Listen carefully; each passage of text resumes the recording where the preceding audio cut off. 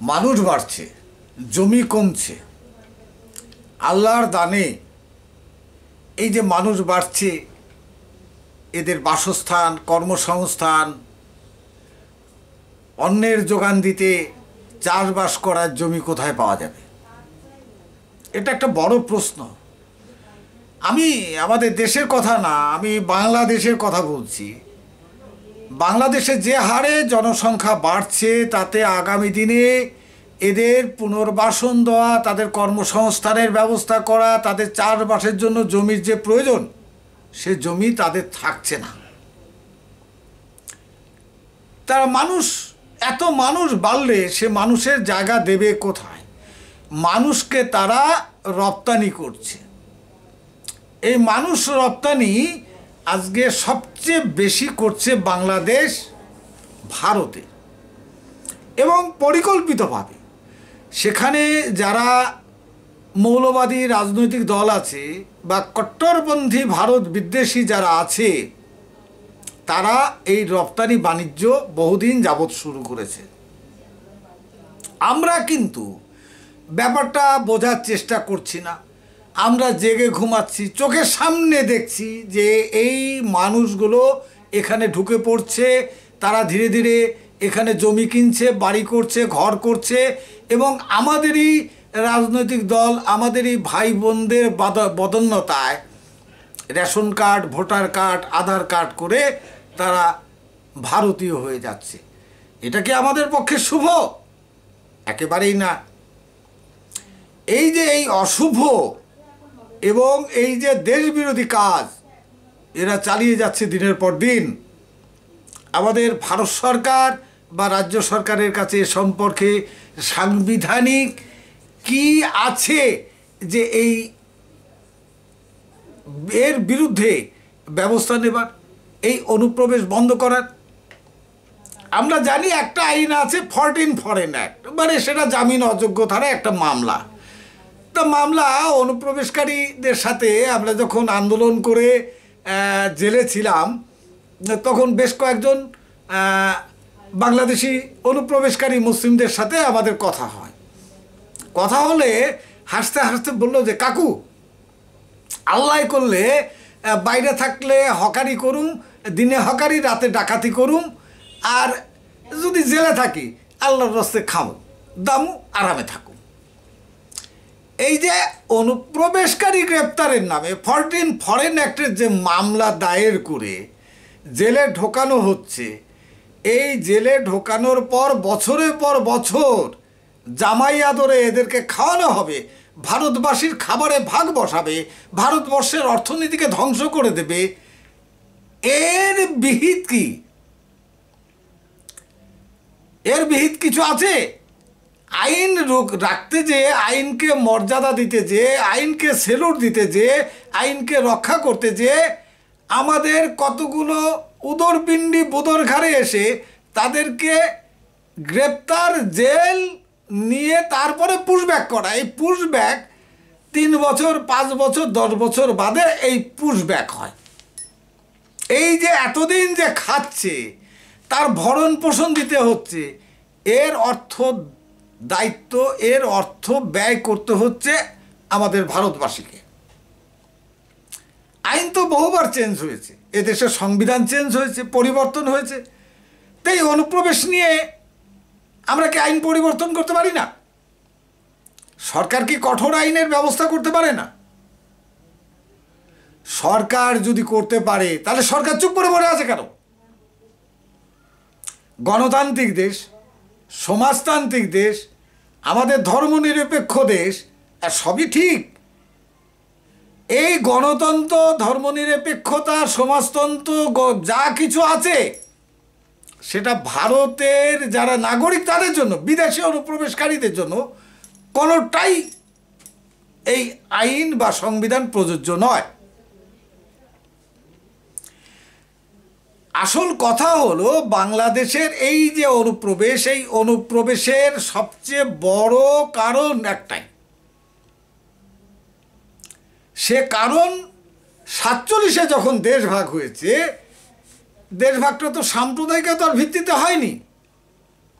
যারা সাম্প্রদায়িকতা দেখাচ্ছেন এটা হচ্ছে ভুল।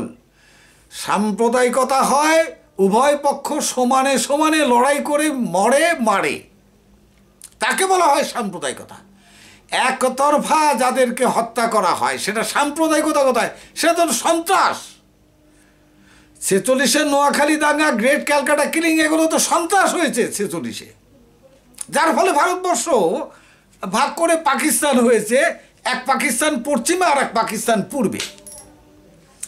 তারা হিসাব করে নিয়েছিল যে আগামী দিনে আমাদের রক্ষা কবচ হিসাবে একটা সীমান্ত তৈরি করতে হবে। এই সীমান্ত তৈরি করে আমরা যাতে লাগাতার সন্ত্রাস করতে পারি, তার রক্ষা কবচ হিসাবে পাকিস্তান বাংলাদেশ বা পাকিস্তান পূর্ব পাকিস্তান গঠন করা হয়েছিল তাদের পরিকল্পনা অনুসারে। আজকে ধরুন বিনা যুদ্ধে, আমি জানি না আরও সংখ্যা হয়তো বেড়েছে, এখন যে সংখ্যাটা আমি বলবো তার চেয়ে সংখ্যা আরও বেড়েছে। 47 সালের পর থেকে এ পর্যন্ত বিনা যুদ্ধে সামরিক, আধা সামরিক, সাধারণ মানুষ মিলে 2 লক্ষের ওপর মানুষের অকাল মৃত্যু হয়েছে, যা 20টি ঘোষিত যুদ্ধেও এত মানুষের মৃত্যু হয় না। ভারতবাসীর জীবন এত সস্তা, ওরা মেরে যাচ্ছে, আমরা মরে যাচ্ছি। আমাদের এর বিরুদ্ধে কি কোনো প্রতিকার নেই, প্রতিবাদ নেই, প্রতিরোধ নেই, কোনো প্রতিশোধ নেই? আমরা মরছি, সর্বত্র মরছি, ভারতে মরছি, পাকিস্তানে মরছি, বাংলাদেশেও মরছি।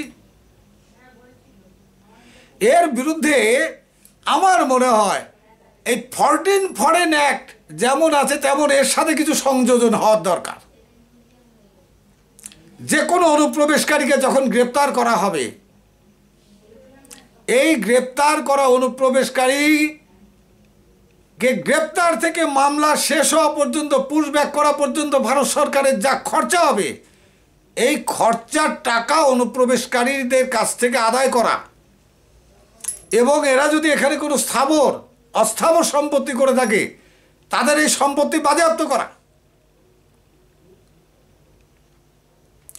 যদি এই পদ্ধতি চালু করা যায় তাহলেই হয়তো ভারতে অনুপ্রবেশ বন্ধ করা যেতে পারে, অন্যথায় করা যাবে না। 2015 সালে বাংলাদেশ থেকে 3 জন অ্যাডভোকেট আসছিল, আমার বন্ধু লোক, তার মধ্যে একজন আছে হিন্দু, তার সাথে আরও 2 জন মুসলমান আইনজীবী ছিলেন। তারা কথায় কথায় বলল, আল্লাহর রাস্তে আমরা আগামী দিনে কাঁটাতারে বেড়া টেরা ভাঙ্গিয়া সুইরে আমরা ডুইকা পড়ুম ভারতে। তাদের কত বড় সাহস আপনি চিন্তা করুন।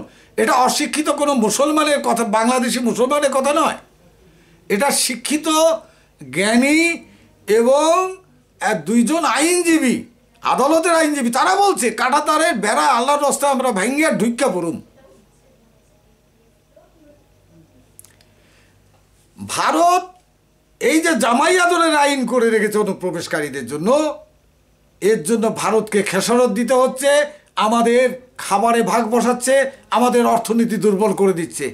কোটি কোটি টাকা এই অনুপ্রবেশকারী ধরো, জেলে ঢোকাও, মামলা করো, খাও দাও, আইনের শাসন রাখতে তাদেরকে পুশব্যাক করো, এর জন্য যে টাকা খরচা হচ্ছে সে টাকা দেবে কে?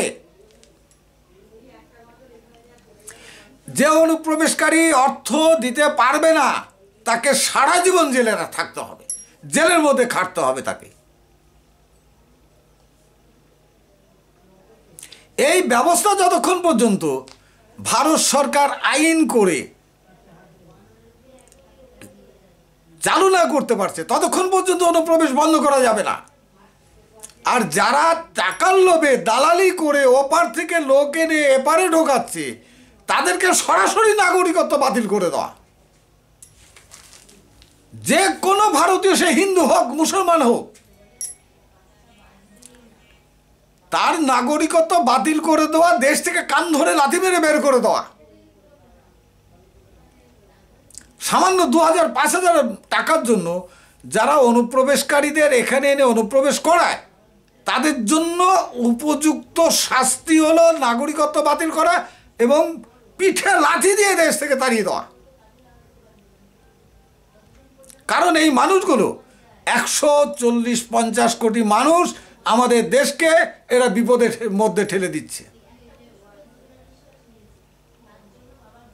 আশা করি আমার এই কথা আমাদের মাননীয় ভারত সরকারের কানে যাবে, রাজ্য সরকারের কানে পৌঁছাবে। আপনারা এটা নিয়ে ভাববেন, এটুকু অনুরোধ রইল। নমস্কার।